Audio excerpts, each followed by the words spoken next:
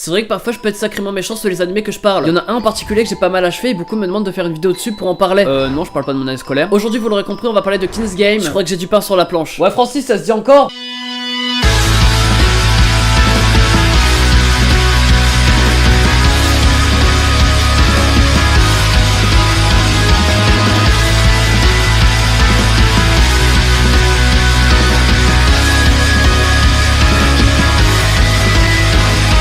Hey, salut à tous les gens, c'est Rush Manga. Aujourd'hui on va parler d'un anime que j'ai vachement critiqué quand même. En vrai c'est assez mitigé. Si t'as aimé la vidéo, tu peux lâcher un petit like, ça me ferait super plaisir comme d'habitude. Si tu veux que j'achève un anime, dis-le moi en commentaire, je l'achèverai plus tard. On va pas se le cacher qu'en ce moment je suis un peu énervé et je suis surtout malade. Donc si vous m'entendez faire des bruits bizarres dans la vidéo, c'est normal.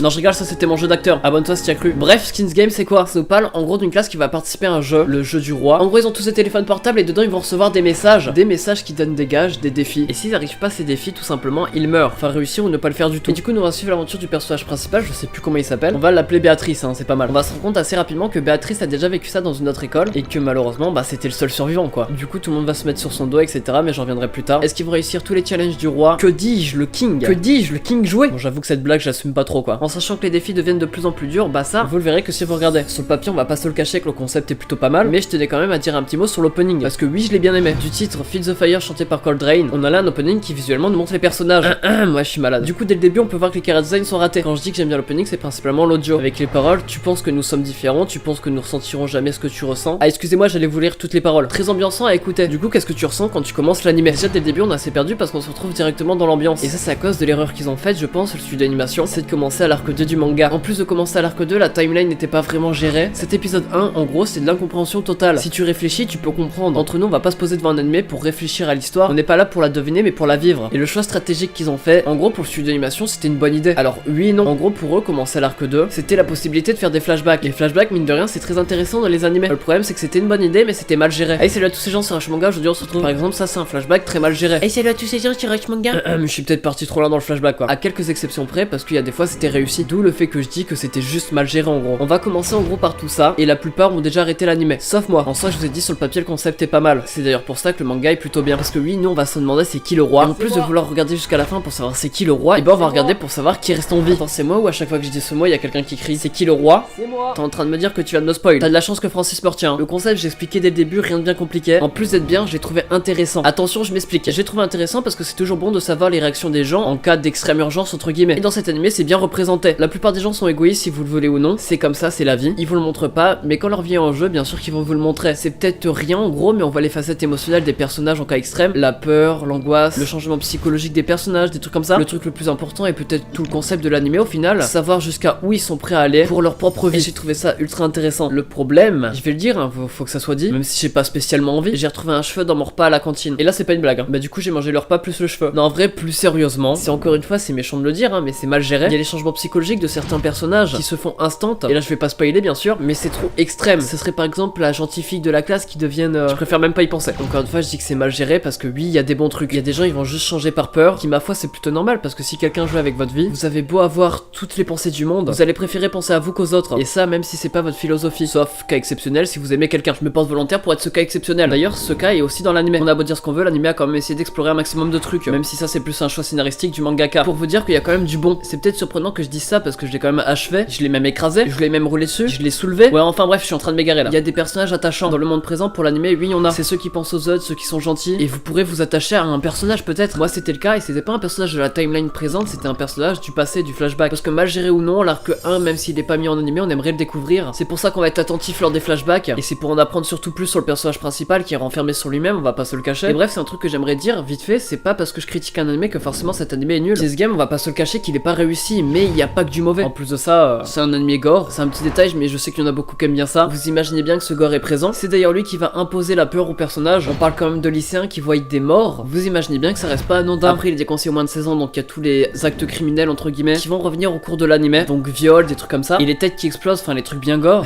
On va pas se le cacher que c'est un peu mal fait quoi. Donc si vous avez besoin d'un dessinateur, me contactez pas hein, parce que je suis pris. Au pire dimanche on se fait une petite bouffe hein. Bon sinon l'animation elle est pas folle. Comparé à ce qui est sorti à côté, on a l'impression que cet animé est sorti en 2015. Les personnages ont un character design plutôt voilà quoi, ils auraient dû changer à l'animation comme ils font la plupart du temps. Pour conclure, vous l'aurez vu dans le titre, ne regardez pas cet animé, je crois que je vais faire un truc comme ça. C'en est un qui personnellement moi je conseillerais pas. Je conseillerais pas à cause de tout ce que je viens de citer. Mais ouais je sais j'ai bac plus 10 en humour quoi. Malheureusement j'ai juste passé 10 fois la première année. Regardez-le, donnez votre propre propre avis. À ce que j'ai vu, la plupart des gens sont de mon avis sur l'anime. Et tous ceux qui ont lu le manga m'ont dit que le manga est 10 fois mieux. Enfin bref, du coup, c'est un anime de seulement 12 épisodes qui est sorti l'année dernière. Il touche pour genre drame, horreur et pouvoir de mystère psychologique, surnaturel et thriller. Pour thème école, gorgerie et survol game. Il nous vient tout droit du studio d'animation Seven et est disponible sur Wakanim. Bref, c'était Rush Manga, je vais parler de cet anime qui est King's Game parce que beaucoup m'ont demandé d'en parler. Parce qu'on vient me voir en disant que j'ai été dur et tout, des trucs comme ça. Du coup, j'ai pris un peu le temps aujourd'hui. Si t'as aimé la vidéo, tu peux lâcher un petit like, ça me ferait super plaisir comme d'habitude. Dis-moi en commentaire si tu veux que je m'acharne sur un anime comme celui-ci, on sait jamais. Et moi, je vous dis à samedi prochain pour une nouvelle vidéo. C'était Rush Manga. Sortez couvert parce qu'il fait un peu froid quoi. Prout.